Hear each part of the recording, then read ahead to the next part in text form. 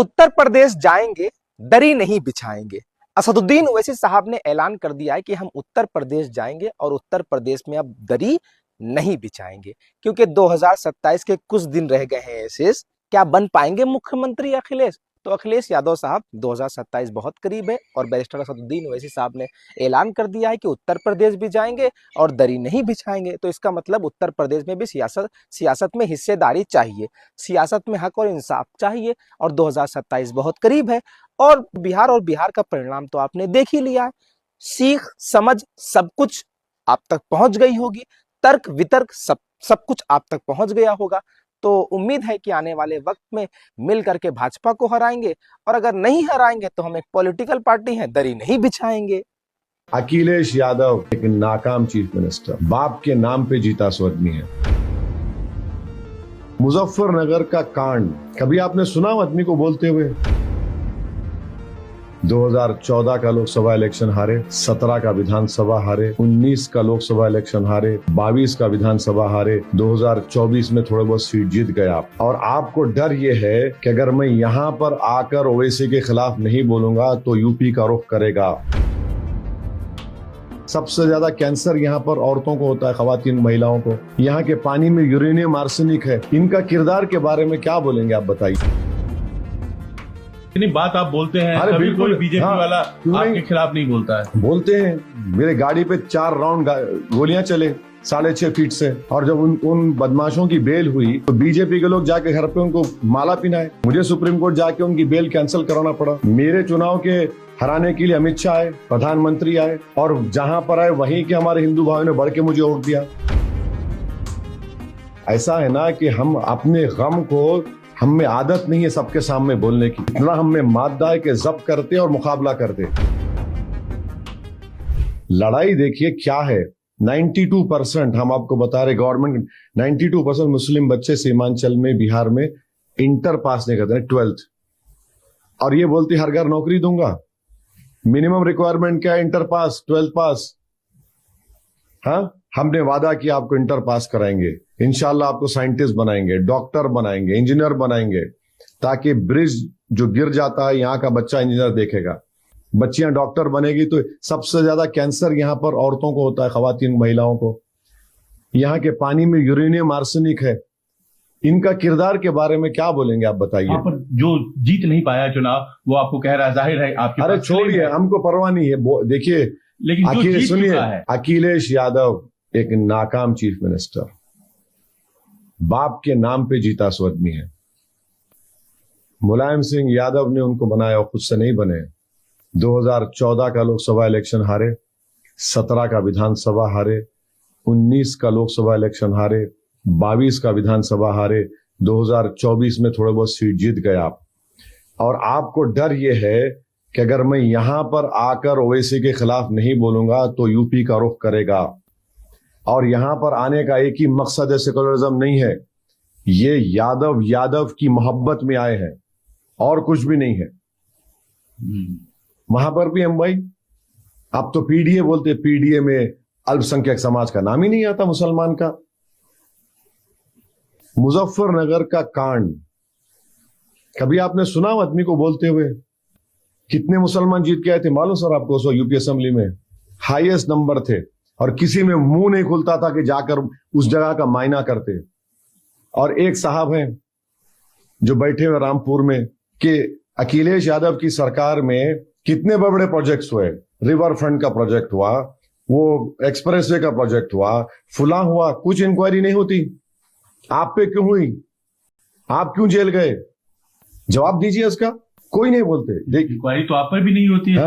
कैसे नहीं होती? कैसे नहीं होती? गोली चली क्या? इतनी बात आप बोलते हैं, अरे कभी बिल्कुल, कोई बीजेपी वाला आपके खिलाफ नहीं बोलता है? बोलते हैं। मेरे गाड़ी पे 4 राउंड गोलियां चले 6.5 फीट से, और जब उन बदमाशों की बेल हुई तो बीजेपी के लोग जाके घर पे उनको माला पिनाए। मुझे सुप्रीम कोर्ट जाके उनकी बेल कैंसिल कराना पड़ा। मेरे चुनाव के हराने के लिए अमित शाह आए, प्रधानमंत्री आए, और जहां पर आए वहीं के हमारे हिंदू भाइयों ने बढ़ के मुझे वोट दिया। ऐसा मत समझिए कि बीजेपी ये क्यों नहीं कर रही है। ऐसा है ना कि हम अपने गम को, हम में आदत नहीं है सबके सामने बोलने की, इतना हम में मादा है कि जब्त करते और मुकाबला करते। अब ऐसे में क्या ये सवाल नहीं है कि अगर आवश्यकता पड़ी, संभावना कुछ भी हो सकता है, 14 तारीख के दिन बात करेंगे। नहीं तो आप ये बताइए कि क्या सपोर्ट करेंगे उनको जब जरूरत पड़ेगी? अरे 14 तारीख को नतीजा क्या आएगा देखेंगे ना। अखिलेश यादव समझ रहे हैं सब अच्छा है, 27 से पता चलेगा उनको। अरे तुम ऐसे मुख्यमंत्री हो जो तुम पीड़ित परिवार से जाकर नहीं मिल सकते। तुम 50 मुस्लिम महिलाओं का रेप हुआ है, 50,000 बेघर हो गए, आप आकर सेकुलरिज्म की बात करते हैं। क्या स्पीच थी अखिलेश यादव की वक्फ कानून के ऊपर? एक लफ्ज नहीं बोला वक्फ पे। गुजरात का बोल रहे हैं, योगी पे ताने मार रहे हैं। ये आप रिप्रेजेंट कर रहे, इतना बड़ा कानून हमारे बर्बादी का बन रहा था और उनको डर है 27 में क्या करेगा। 27 में जो मुझे करना है करूंगा मैं अपनी पार्टी का फैसला हमारी पार्टी करेगी, किसी के मशवरे की जरूरत नहीं है। और अगर कोई तनकीद करेगा तो उसी जबान में उसको अदब के दायरे में है तो अदब के दायरे में जवाब दिया जाएगा। और ये क्या ठेकेदारी है, जमींदारी है, जागीरदारी है कि तुम नहीं लड़ना? राजा रजवाड़ों को मार के निकाल दिया गया है, ये नए राजा बने हुए हैं। कौन होते भाई तुम बोलने वाले मेरे को? लड़ना नहीं लड़ना, मैं क्या तुम्हारा गुलाम हूं? इकरा आई यहाँ, उन्होंने कहा कि हमारे भाई हैं लेकिन यहाँ वोट बांट रहे हैं। अरे आप हैं मुजफ्फरनगर के, कैराना के हैं, कभी तो बोलो उसके बारे में।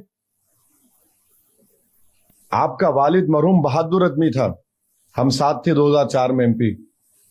आप महिला है ना, 50 महिलाओं का रेप हुआ है, मैं मिला हूं 4 से। उनकी दास्तान सुनो, क्या क्या अखिलेश मिला कभी उन महिलाओं से? खेतों में ले जाकर कैसा रेप करे, किस तरह उनको आज भी इंसाफ नहीं मिला। अब तो वो केसेस भी खत्म हो गए बेचारों के।